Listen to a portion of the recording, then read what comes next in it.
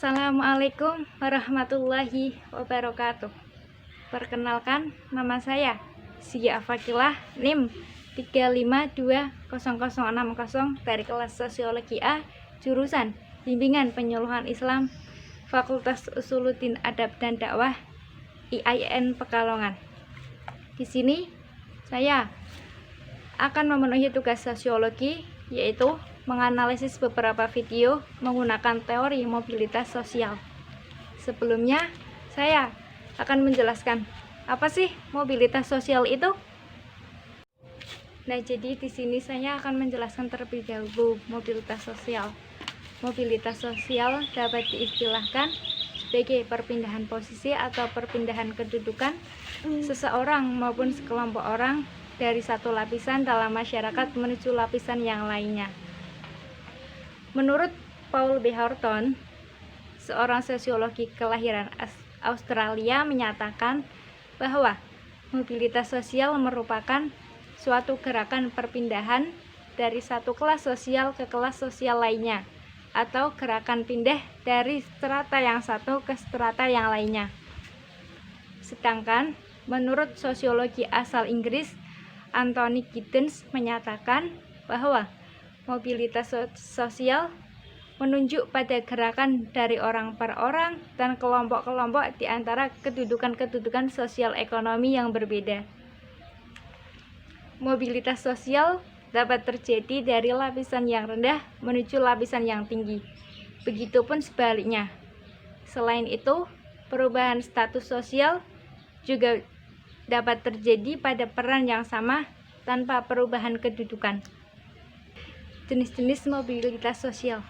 Nah, jenis-jenis mobilitas sosial itu ada 3. Yang pertama yaitu mobilitas sosial vertikal. Yang dimaksud mobilitas sosial vertikal adalah perpindahan status sosial seseorang maupun sekelompok orang pada lapisan sosial yang berbeda. Perpindahan pada mobilitas sosial vertikal itu ada 2 arah. Yang pertama yaitu mobilitas vertikal naik atau social climbing, dan yang kedua yaitu mobilitas sosial turun atau social sinking. Kemudian jenis mobilitas sosial yang kedua yaitu jenis mobilitas sosial horizontal. Nah, mobilitas sosial horizontal ini adalah perpindahan status sosial seseorang maupun sekelompok orang pada lapisan sosial yang sama.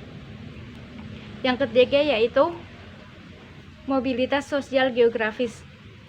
Mobilitas sosial geografis merupakan perubahan status individu maupun kelompok yang disebabkan adanya perpindahan dari satu daerah menuju daerah lainnya. Contohnya yaitu seperti transmigrasi dan urbanisasi. Nah, setelah saya menjelaskan pengertian mobilitas serta jenis-jenis mobilitas, mari kita lihat video yang akan dianalisis.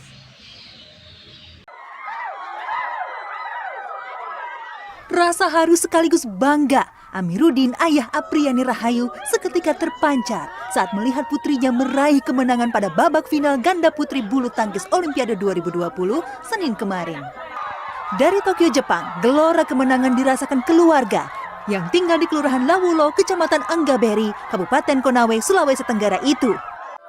Menyaksikan dari layar kaca, Amiruddin mengenang kegigihan Apriyani berlatih bulu tangkis sedari kecil meski dengan keterbatasan fasilitas yang dimiliki orang tua.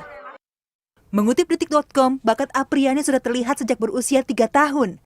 Ia kerap bermain bulu tangkis bersama almarhum sang ibu, menggunakan raket yang terbuat dari kayu. Amiruddin lah yang membuatkan raket untuk Apriyani. Ia menebang batang pohon yang ada di sekitar rumah untuk dijadikan raket. Demi mengasah bakat putrinya itu, Amiruddin kembali menebang pohon di sekitar rumahnya untuk disulap menjadi lapangan bulu tangkis. Latihan demi latihan membawa Apriyani bermain di tingkat provinsi hingga mengikuti pelatnas di Jakarta.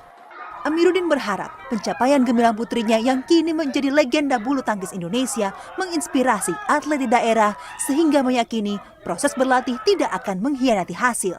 Dan dia juara terus. Amin.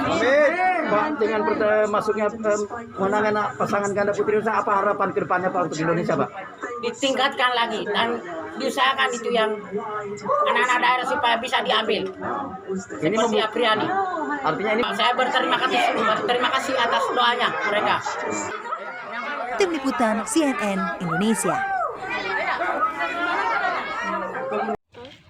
Nah, bagaimana sudah melihat video yang tadi?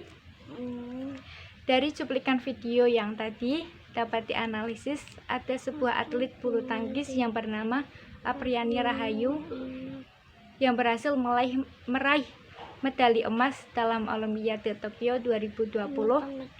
Apriani Rahayu berasal dari Lawulos, Sulawesi Tenggara. Dari cuplikan video tadi bahwa Apriani dulunya berasal dari keluarga yang tidak mampu. Bahkan dulu dia pernah menggunakan raket yang terbuat dari kayu.